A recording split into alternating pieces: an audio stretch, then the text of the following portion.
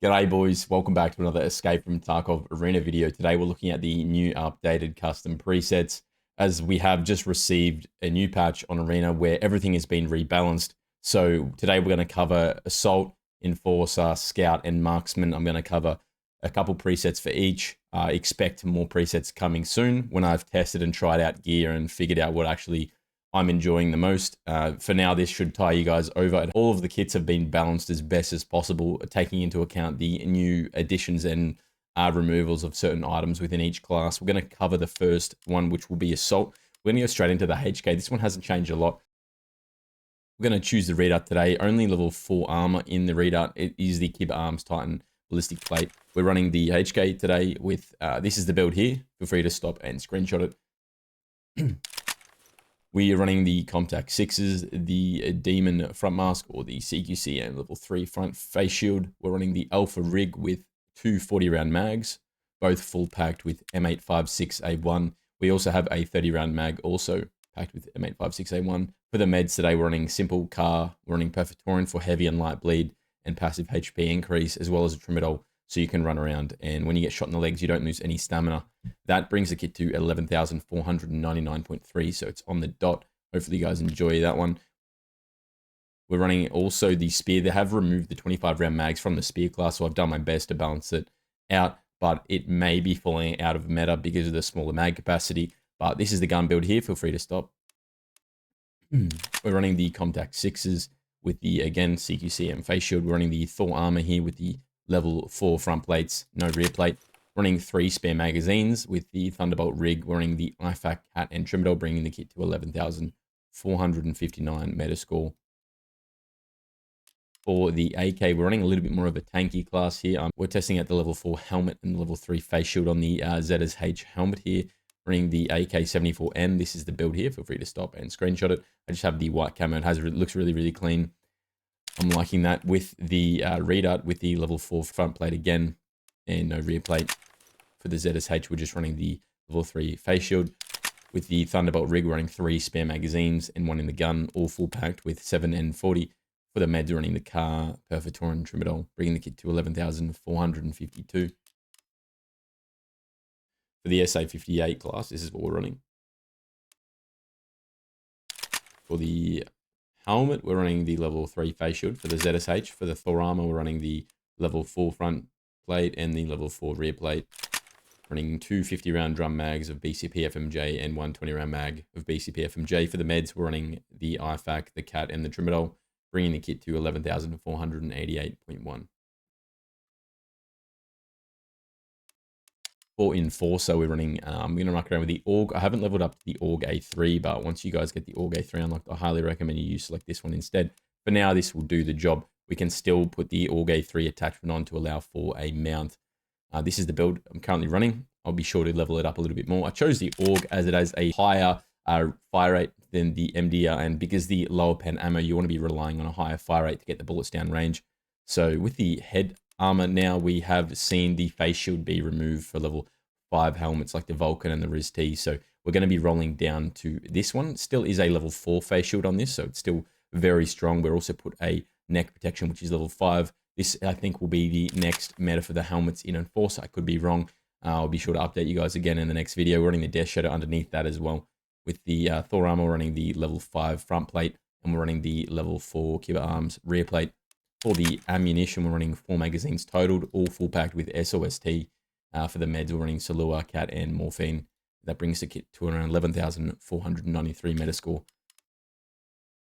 For the SAIGA, now I hate shotguns, but you're going to ask for a shotgun class, so here it is. They've completely nuked the metascore for shotgun rounds as a whole, so you can't even run 3 10-round mags without the metascore here going over the top. Otherwise, you'll have to ruin the build of the SAIGA, and I'd prefer to keep the build as meta as possible, so I haven't really touched the build too much. This is the build we're running at the moment. Free to stop and screenshot it. We are running 2 10-round mags, all full packed with Magnum Buck. Now, you're going to be wanting to shoot legs for this preset here.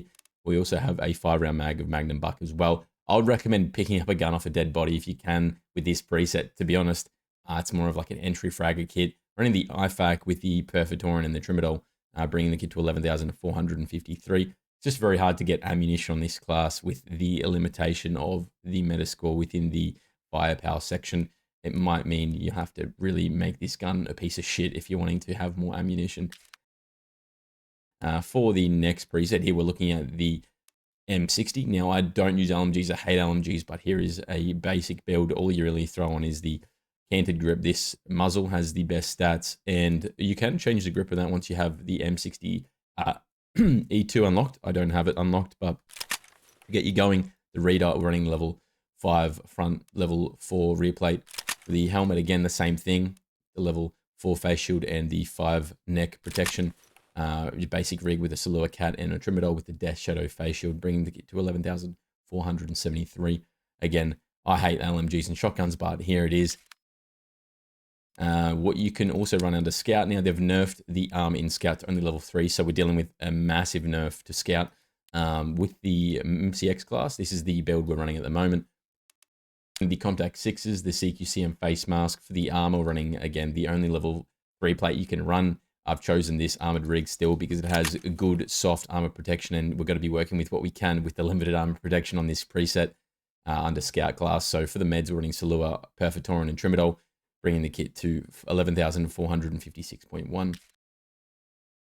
For the SR3M, now I've played around with a bunch of the guns with the 9x39 caliber, but SR3M by far performs the best, has the same fire rate as the ASVAL. It takes a lot longer to overheat than the ASVAL. You can put the suppressor on it. I personally don't like it. It stops it from overheating as fast. Feel free to remove the laser and a few other things and chuck the suppressor on instead. This is the build I'm running. Contact 6s, the CQCM face shield with the 4 magazines of PAB9. 4 magazines of PAB9. We're running the Salua Cat and the Trimadol with the last magazine here only packed to 26 rounds. For the Mutant, we're running the MK47. This is the build here. Liberator headset, CQCM face mask, running again the same shitty level 3 plates, the only ones you can select. Running 3 magazines, full pack of BP. For the meds, running ETG, Perfitorin, and Trimadol. Very aggressive class, this one. Therefore, I put the ETG on with the extra metascore allowed for. With a marksman, nothing's really changed in marksman. I've made a few adjustments, but this is the build we're running for the Sako. Insanely strong still. Contact 6s, the Neo Steel helmet. We're running the Stitch rig with the level 4 front plate, no rear plate. We're running 3 magazines of Lapua AP and 1 round in the chamber. We're running the IFAC and then Perfitorin, ETG, and Trimadol. The steams bring the kit to 11,492. For the RSASS preset, this is the build we're running here. Running the Contact 6s, the Exfil helmet, and the Stitch rig again with the level 4 front plate. Running 2 25 round mags and 1 20 round mag, all full packed with M80. We're running Salua, Cat, and Trimadol for the meds. Now, people ask me, why do I use Salua and all this kind of rubbish instead of just stems? Now, the reason I use Salua in a lot of my presets is because when you have your thorax down to maybe 10 HP, if you pop an ETG, you're still going to take quite a while for the thorax to get to full HP again. By using single use of the Salua, you can get your thorax from almost no HP to max within 1 use.